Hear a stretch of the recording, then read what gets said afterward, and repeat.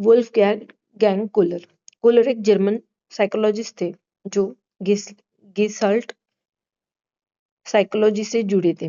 उनका मानना था कि सीखना हमेशा धीरे धीरे या ट्रायल एरर से नहीं होता, बल्कि कई बार अचानक समझ आ जाना भी लर्निंग होता है। इसे कोई इसे इसी को उन्होंने आइसलैंड लर्निंग कहा है, इनसाइट लर्निंग कहा है।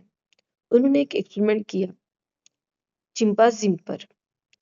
एक बार उन्होंने एक चिंपांजी को कमरे में रखा और छत से केले लटका दिए जो उसकी पहुंच से थोड़ी ऊपर थे। कमरे में कुछ बॉक्स भी रखे थे। शुरुआत में चिंपांजी ने केले तक पहुंचने के लिए कूदने की कोशिश की, लेकिन वो नहीं पहुंच पाया। उसने कई बार कोशिश की, लेकिन सक्सेस नहीं मिला। फिर वो कुछ देर शांत बैठ गया, जैसे सोच रहा होगा। अचानक उसने बॉक्स को एक के ऊपर एक रखना शुरू किया और उन पर चढ़ा और आराम से केले तक पहुंच गया। यहाँ खास बात यह है कि उसने ये काम बार बार गलतियां करके नहीं सीखा, बल्कि एकदम से सॉल्यूशन समझ गया। यही है इनसाइट लर्निंग, जब प्रॉब्लम का सॉल्यूशन अचानक दिमाग में क्लियर हो जाता है, बिना बार बार ट्रायल एंड एरर के। कोलर का कहना था कि लर्निंग स्टिमुलस सिचुएशन को पूरी तरह समझता है, पार्ट में नहीं। मतलब वो सिर्फ एक एक स्टेप नहीं करता, बल्कि पूरा पिक्चर देखता है और रिएक्शन और रिलेशन समझता है। इसलिए उसे इसलिए इसे गेसॉल्ट अप्रोच भी कहते हैं, जहाँ होल अंडरस्टैंडिंग इम्पोर्टेंट होती है। इस लर्निंग में इस लर्निंग में कुछ खास बातें होती हैं। इसे अचानक समझ आता है, इसलिए इसे आ मोमेंट भी कहते हैं।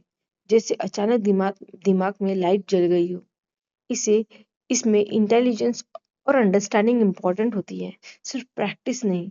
और एक बार इनसाइट आ जाए तो लर्नर उसे आसानी से भूलता नहीं है, क्योंकि उसने कॉन्सेप्ट को सच में समझा होता है।